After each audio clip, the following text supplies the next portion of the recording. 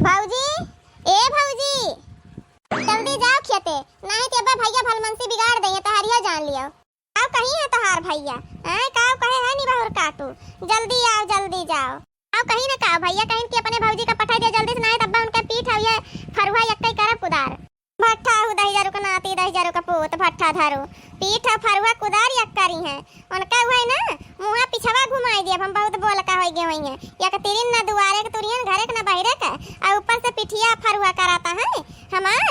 कहे एक बरिया बियारन धरा बा उठाए लाई चलो त काने के बहिरी आंखी का अंधार होई गए रहे है। अब चला है खेते हुए मेड़वारी करे जब चार मेहरारू बला हम लेके जाते धान बैठवावे तो हमका हुआ सुनावे ता चार मेहरारू सामने बताई थे उनका अब्बा हम जब तक घरे में रही है तब तक घरे में फूका रही है आग लगाए रही है 10,000 को पूतो लड़ते रही है। अब अरे मेड़े मेड़े लड़ना लड़ा थे। हे बहिनी चंपा हो का वाय भौजी ए बहिनी चल तू हमार धनवा बैठवा ले तू बहिनी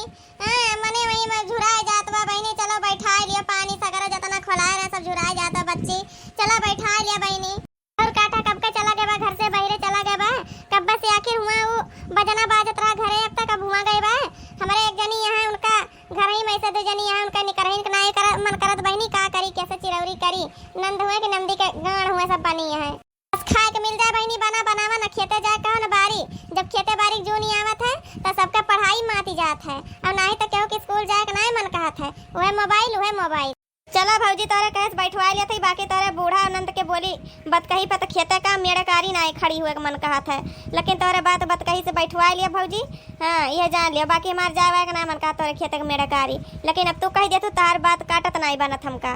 चलो हमार बहनी बैठवा लिया बहनी तार ऐसा मानव जिंदगी भर। चलो भौजी चलो बैठवा ली थी। अरे हमार बड़की भौजी एक आकठी गौनइये गाय दे तो जोरे जोर खेतवा बैठाए डारती है दादा ये खेत हम केहू के ना बैठावत रहे दूसरे के खेतवा में तू गड़िया पटकत हियो गाना गावा जाना करत हियो अपने ही खेतवा में तू का अपने ही टूटी पड़ गया है। अरे हमार बहनी का करी हो हमका तो जुका लाग है कि कितना जल्दी हमार खेतवा बैठ जाए आ तो सब ही गाना बजाना के कहत हो। अरे हमार भौजी तहार खेतवा आज बैठाए के तबई हम सब ही चलबे। आहो बड़की जीजी तू काहे इतना हिरासतिया है आज तहार पूरा खेतवा बैठाए के तबई हम सब चलब घरे ठीक है लेकिन एक आध गाना बजाना गाय दे थोड़ा जल्दी हो जाए। अरे तो ललकी दखिनाई तोनन गाय दे ना एक आध गनवा भक्ति बड़की जीजी हम सबई के आवत हो तो तू के का करे चिरौरी करी थे और का बड़की भौजी गौती जल्दी जल्दी पहटा पूर होत तू दूसरे के लखतिया है ललकी तय गाय दे दखिना ही तय गाय दे उन्नन के का पता भला सुख से बनाए के 4 रोटी लिए गाना बजाने तो बड़ी दूर के बात है। हमारा सिल्की भौजी तू आए के हमका बनाए के खवावत हो ना अच्छा ठीक है गाँव रे बड़की भौजैया गाँव अच्छा तो ठीक है फिर हम इन गावत है बहनी लोग बहुत पुरान गीत गावत है कैसा लाग आप सब जरूर बताव जहे कमेंट करके। मोरे पीछे वरवा है बाबा के बगियावा हो ना रामा वही में बेरा सिरी किया हो ना मोरे पीछे वरवा है बाबा के बगियावा हो ना रामा वही में बेरा सिरी किया हो ना बेरिया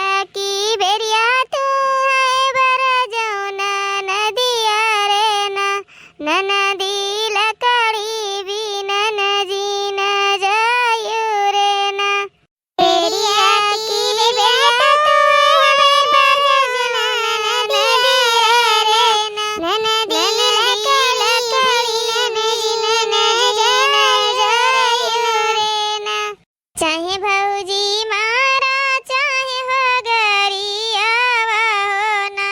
भौजी ढलिया बजे तजियरा लहके चाहे भौजी मारा चाहे गरिया ना भौजी ढलिया बजे तजियरा लहके ना जाओ ननद ससुर तोहरे